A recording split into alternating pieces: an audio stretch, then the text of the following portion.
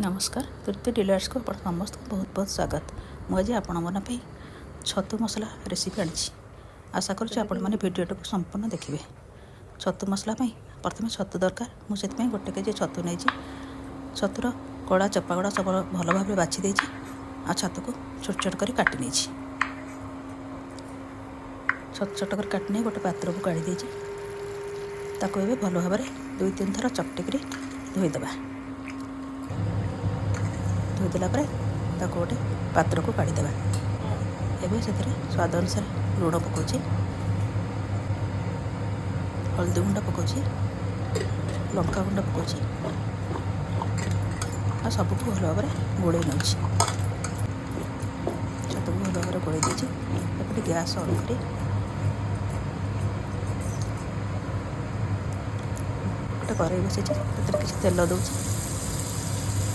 आ किसी बटर दूसरी बटर और तेल को भल भाव गरम होगा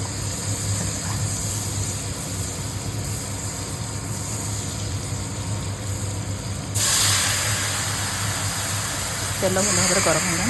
एवं गोड़ी रखिए छतु को से पकईदेवा। गैस फ्लेम को हाई रे रखा कहीं छतु बहुत पानी बाहर पानी सुखा पर छतु को भल भाव भाजवा। छतु भाजी हो गोटे मसला प्रस्तुत करा। 10-12टी कचु नहीं गोटे बड़ टमाटो नहीं गोटे फाइन पेस्ट बनईदेवा। देखो मसलाटी पूरा फाइन पेस्ट होपटे देखते छतु पूरा भाजी आसा पानी पूरा सुखी जाए। छतु गुड़ा भाजी हो गला। छतु को गोटे पात्र को काढ़ीदेवा। गोटे कड़ाई तेल देदेवा। शुखला मसला पकईदेवा। मसला होगला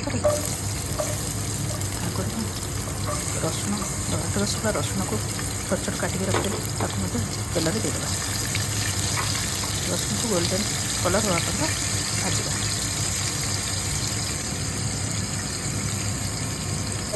रसुण गोल्डन कलर है 2 छोट पिज छोट छोट काटते ताकू तेल देदेवा। गैस स्लो टू मीडियम में रखा। पिज आम गोल्डन कलर हो आसला।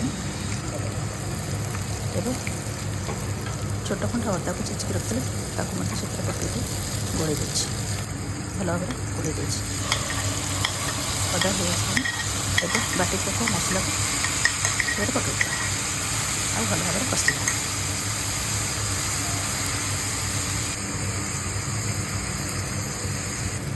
मसला टे पानी दे देछि मसला तले लगे व्यवस्था मसला भल भाव कषा। मसला हो आसला आम हल्दी गुंड टे दौचे टी गोलमरीच गुंड दौचे 1/2 चामच काश्मीरी लंका गुंड दौचे आ मसला भल भाव कषा। रसपत आपको भल लगे लाइक करेंगे, शेयर करेंगे और चैनल जब नुआ थे तो सब्सक्राइब निश्चय करदे। एवं स्वाद अनुसार लुण दे दूसरी मसला 5 चामच धनिया गुंड दे दूसरी पुणी मसला को सब मिसई दूसरी। मसला आम कषि आस अल्प टे पानी देदेवा। पानी दे आधे कषिदेवा। देखो मसला तेल पूरा सेपरेट होगा। एवं मसला आमर हो आसला। 4टी कंचा लंका पकई दूसरी किसी काश्मीरी कंचा लंका पकई दूसरी किसी कस्तूरी मेथी को हाथ क्रश करके पकई दूसरी और भल भाव मिसई दूसरी।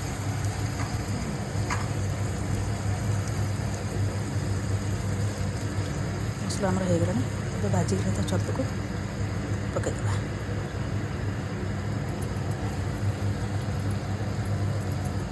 भल भाव मसला सह छतु को मिसई देवा।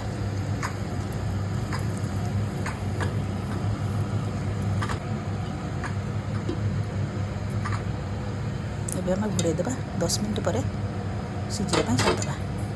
एवं आम छतु पूरा हो जाए। आगुरी रखी धनिया पत्र काटिक रखी सब ପକାଇ ଦେଉଛି। ଏବେ ଆମର ଛତୁ ତରକାରୀ ପୁରା ହେଇଯାଇଛି। ଦଶ ବନ୍ଧୁ ଆଜି ପାଇଁ ତାହେଲେ ରହୁଛି। ପୁଣି ଆସିବି ଆଉ ଗୋଟେ ନୂଆ ରେସିପି ସହ।